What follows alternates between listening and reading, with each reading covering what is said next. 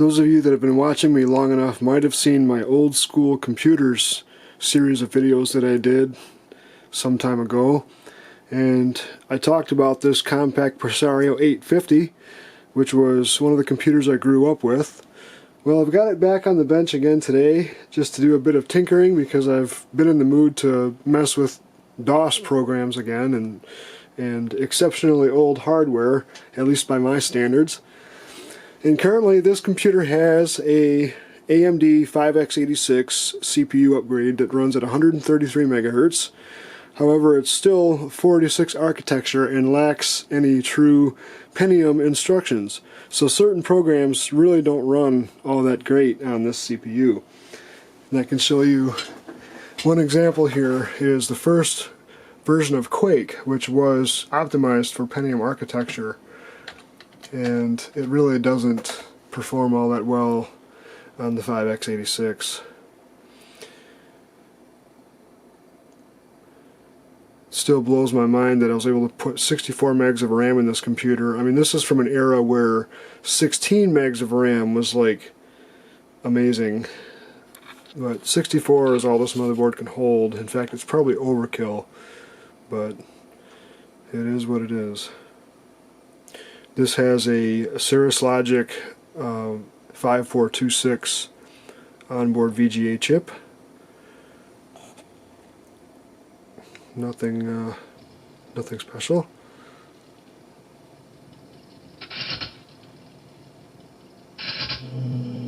But notice how extremely slow that is. I'd say that's about one frame per second, maybe less.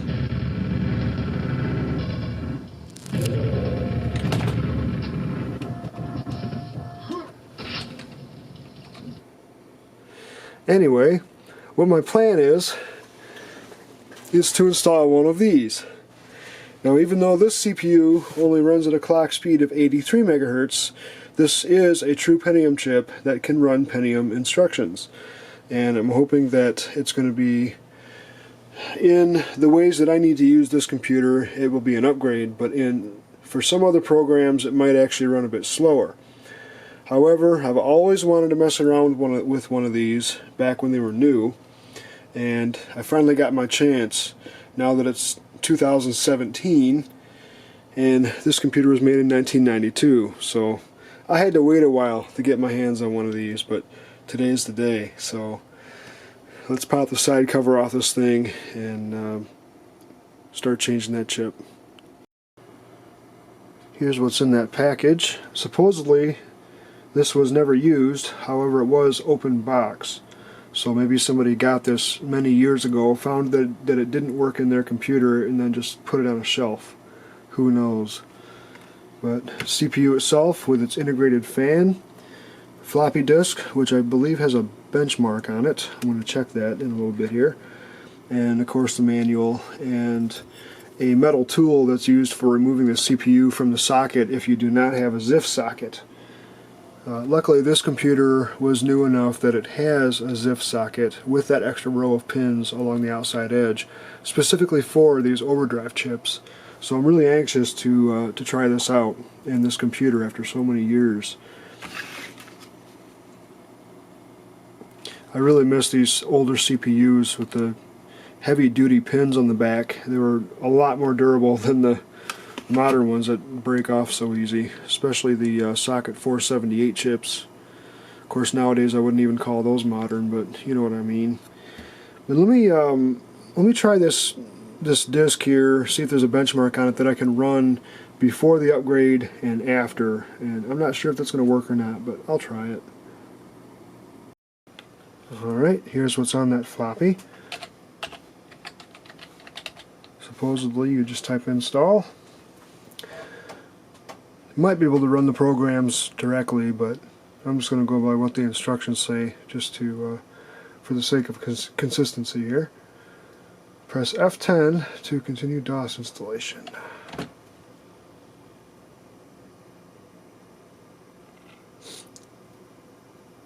Huh, it's got fan monitor software, that's cool.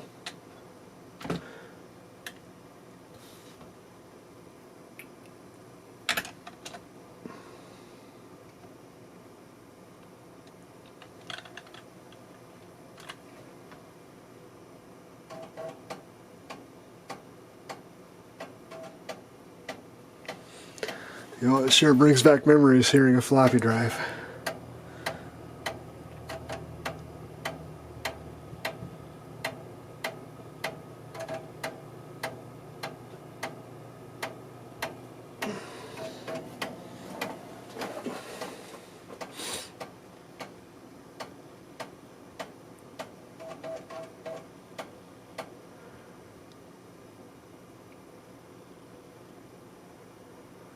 All right.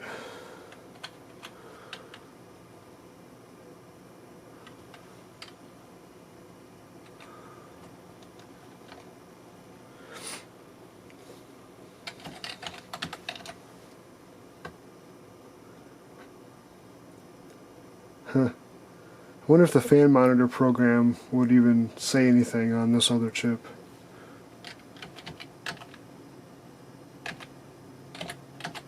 Can't type with one hand, and my left hand for that matter. Yeah, it's no overdrive processor installed. ACG demo. I don't know if this will work on the old CPU or not.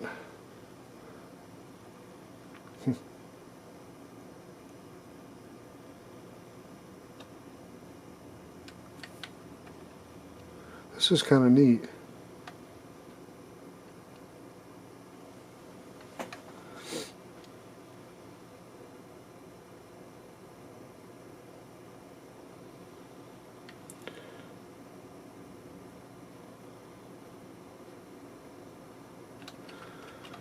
Well, it won't let me run anything. I'll have to use my own benchmarks.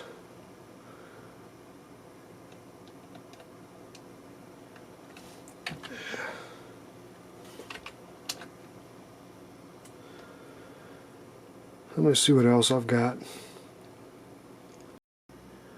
This is a set of benchmark programs that I got from a website called philscomputerlab.com.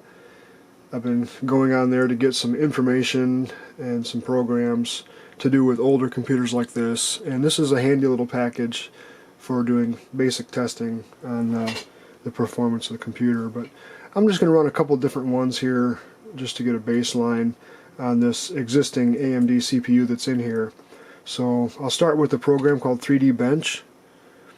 This is just running in the, I think it's 320 by 200 or 320 by 240 resolution, software rendering.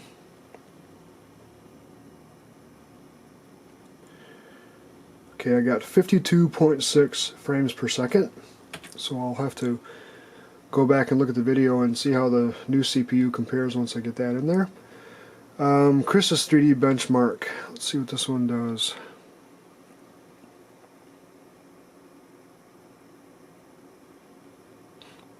Oh, it's one of those simple, let's render a block with the software rendering type of deal. But again, this is just going to give me a reference point to compare with the new CPU.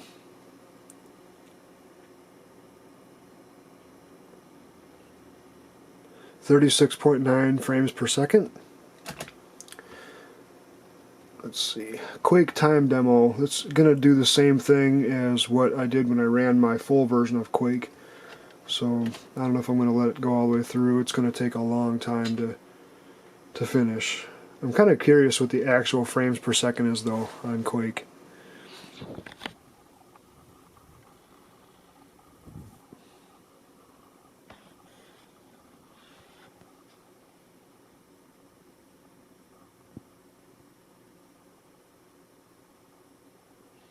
Takes forever to load too.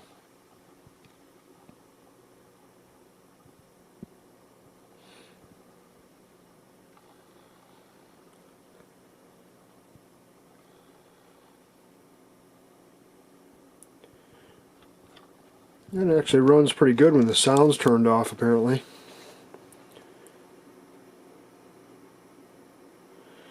I'll let this run and resume once I get the result. The benchmark has ran through, and I got an average of 10.3 frames per second on the AMD processor. So I think that's enough testing on the existing chip. So let me get this thing switched out.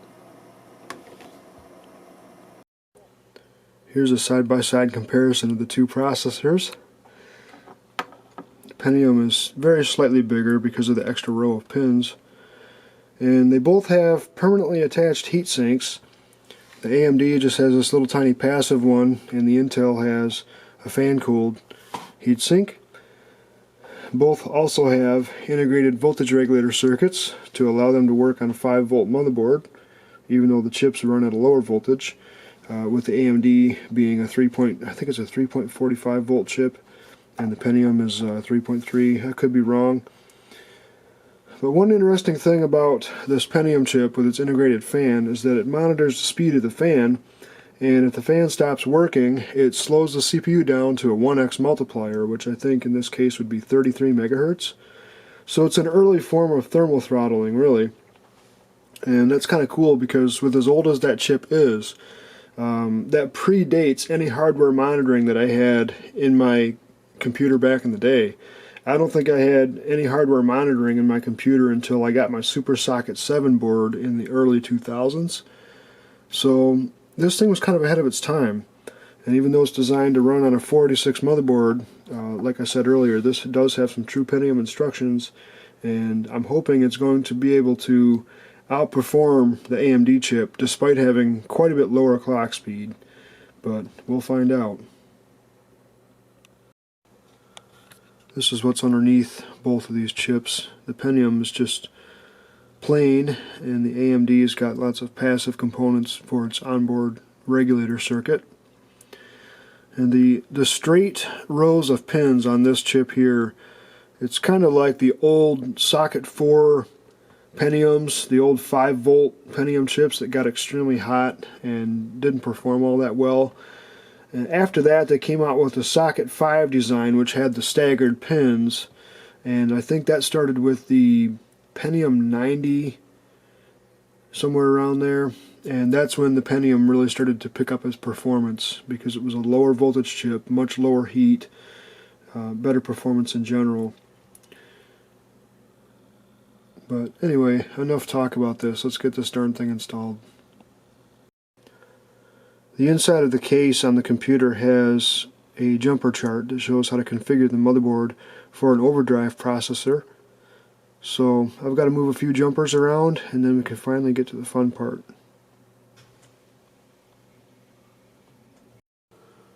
Alright, I think I've got all the jumpers set correctly. Moment of truth. Will it work?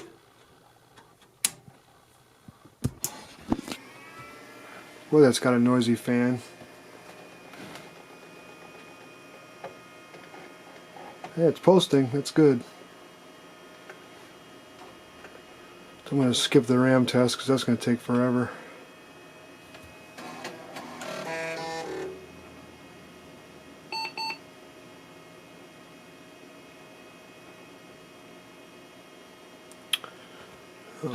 What did I do? Pull the ribbon cable off? Oh, nope. Left floppy in the drive. Boy, it's been a while since I did that. What you saw there was the overlay software. What do we got going on here? I'm going to have to fix that. I wonder if I need to I have to redo this because this overlay software might not be compatible with this computer or this processor. Well, there it goes. Nope. Darn. Well, time to troubleshoot.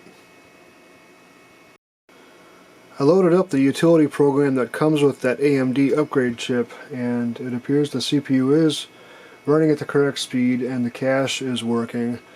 So I think it's just the overlay software that's used for this hard drive that doesn't like something. So I don't know if I've got to reinstall the system with a newer version of the overlay or what the deal is. I've got to look at it some more, try to figure it out. Alright, for some reason when I boot off the Windows 98 floppy, through the drive overlay everything works. I can access my hard drive, so I don't know what the deal is. But anyway, I want to try this demo program that came with the CPU again.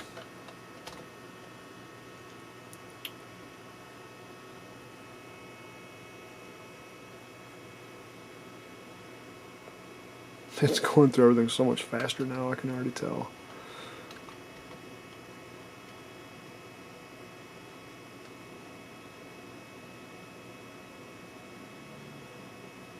Alright.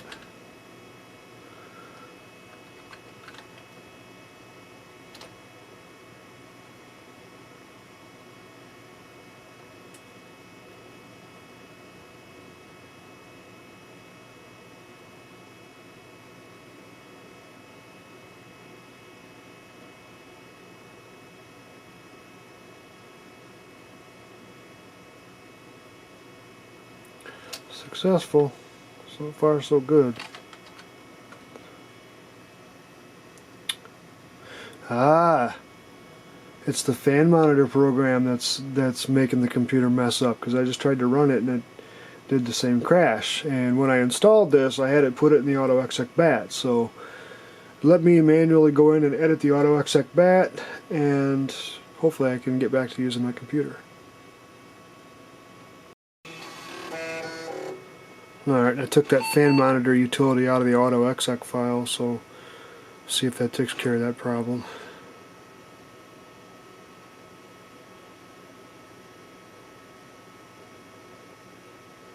So far so good.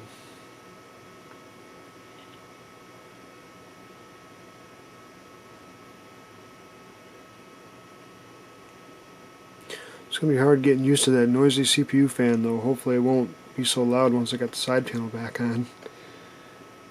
This computer was pretty much silent before.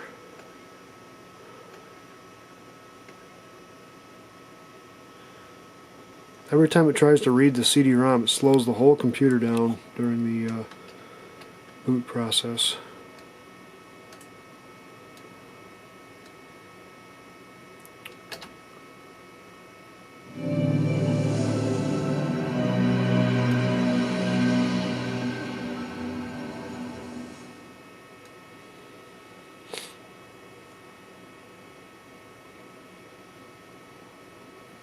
Still takes a bit longer than I'd like to start Windows.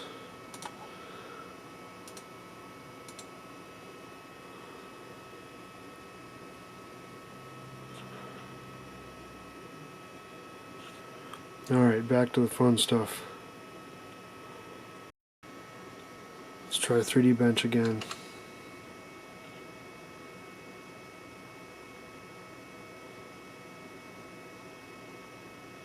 Probably going to go slower on this actually. About the same. Have to go back and look at the video to see how it compared. Chris's 3D benchmark. I want to say this was around 39 before. What I really want to see the difference on is Quake, because I don't know if these programs even use Pentium instructions, so they're probably not going to go as fast anyway.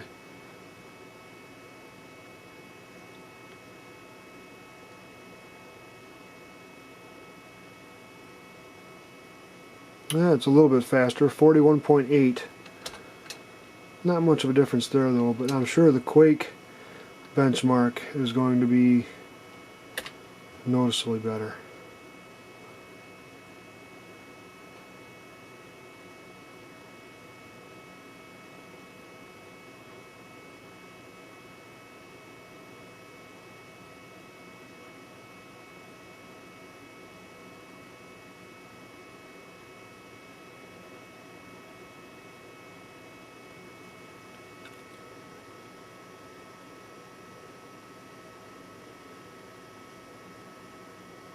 Yeah, I'd say it's a little faster, but I'm going to let this run and see what the actual number says.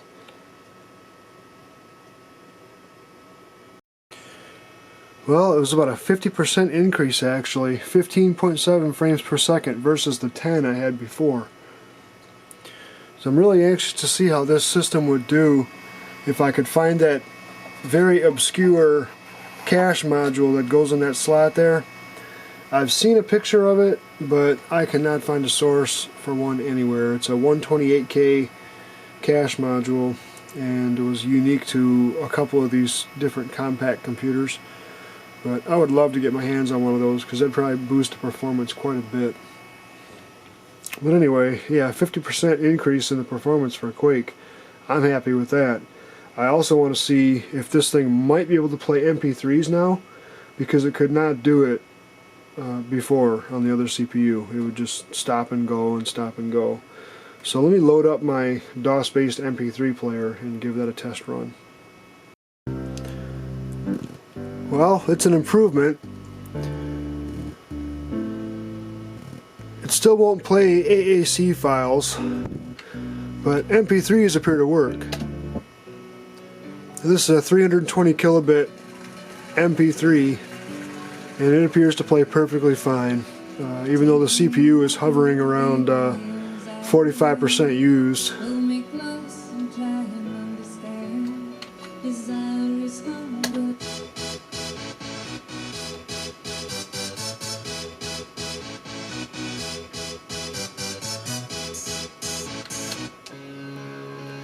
I already got one copyright strike. I don't need another one. Thank you very much.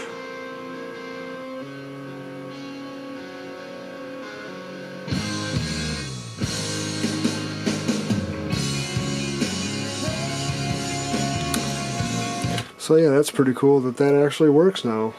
It's too bad it won't play the AAC files, but if I really wanted to, I could convert those over. But this computer is not really a music playback machine anyway. This is my retro DOS gaming machine. So far, I'm really happy with the performance on this Pentium chip.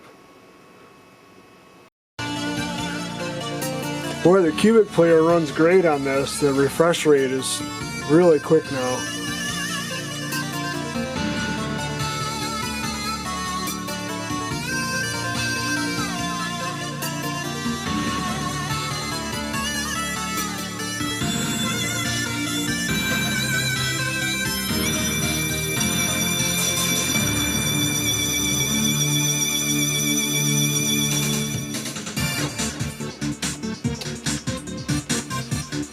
Yeah, I can't believe how much more snappy this is. Oops, I hit the wrong button.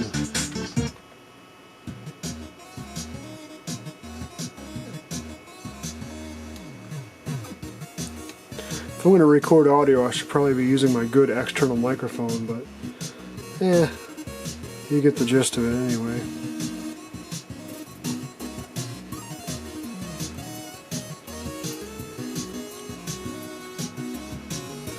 I could sit and play with this program all day long. It's one of my favorite things to tinker with. But I've got lots of games on here I can try out. I don't think I have my memory manager set up on here though, so a lot of games won't load. Yeah, see.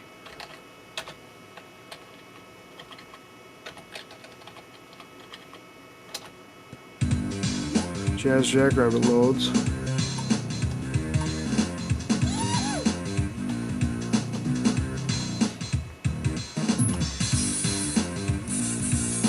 Oh, my sound card's not working so hot right now. That's not supposed to sound like that. Yeah. Man, I can't believe how much faster this is running. This is crazy.